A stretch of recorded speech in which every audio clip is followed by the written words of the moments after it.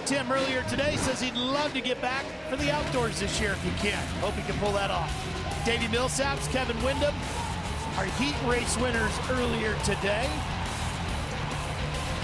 Last year's winner, James Stewart, is up here in the booth, so you know he's not gonna repeat. No. He said his Yamaha teammate, that man, Josh Hill, struggling a little bit, beaten and battered, but he needs a good run. Well, and he really is holding the flag for Yamaha. Yeah, absolutely. Here's the big boys. Starting grid across the top of the screen. There's Dungey and Villopoto. Here we go from Atlanta.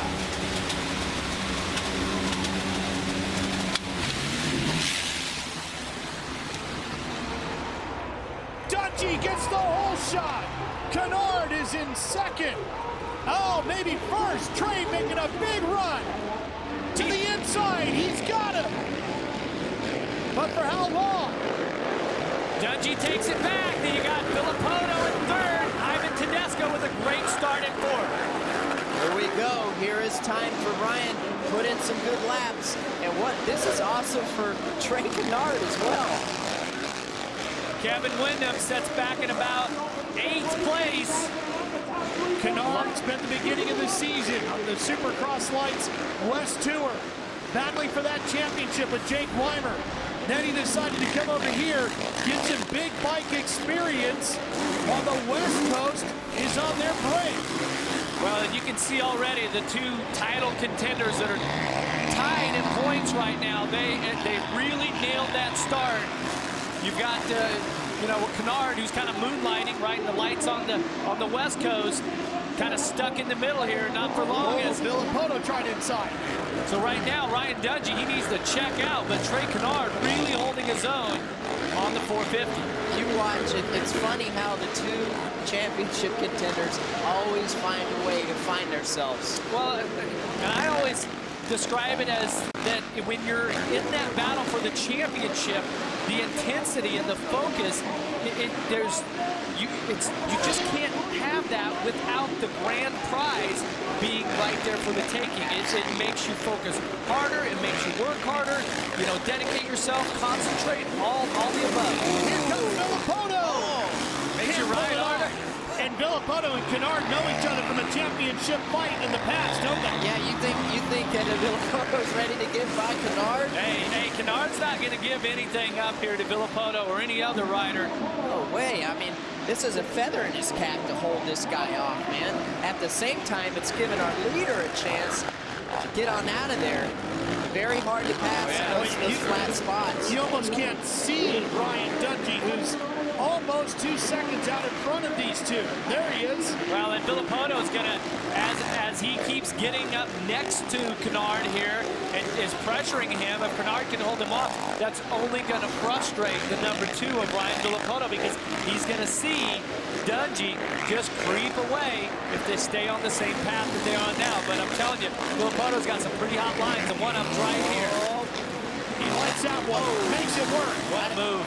Got it that time. All right, the race is on. Last lap around. Ryan Dungey at 54.7. Villopoto's was a 55.5. So let's see if Villopoto can break free from Kennard and Jeff, reel in the number 5. Looked like Dungey had a pretty rough landing there. Problems for Kevin Windham. Uh-oh, something's wrong. His handlebars look messed up, too. The left side of his handlebar. Well, what happened? That was odd because he kind of cut through the rhythm section right there. It was this section right there where Windham went through. Not sure how he got into that other side. Dang, I thought he was going to land a little short there. Yeah, now, okay, Ricky, this situation here, we've seen Dungey make a couple little mistakes. He's seeing his lap times. And Goose showed him Villopoto's lap time. Why is Goose doing that? Because he's telling Dungey that he needs to pick it up. Okay, here's why Windham cut across the tracks. He tries to triple out there.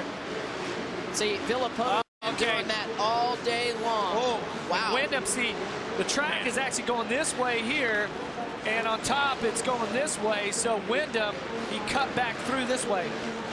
Yeah, that's a tough birthday right there. Yeah. He'll be 32 tomorrow. Man, welcome to my world. I don't know if I want to be welcome to your world. Spent some talking with Dungey's crew earlier today.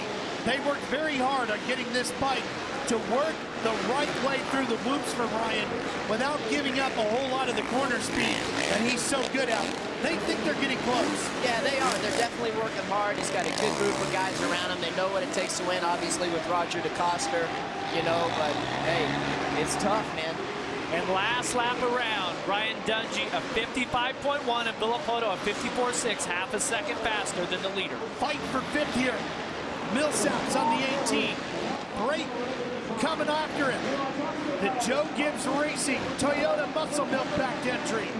Brayton on the 23 was so quick earlier today in practice, Jeff, and every week he's creeped up a little bit further and further in the finishing results.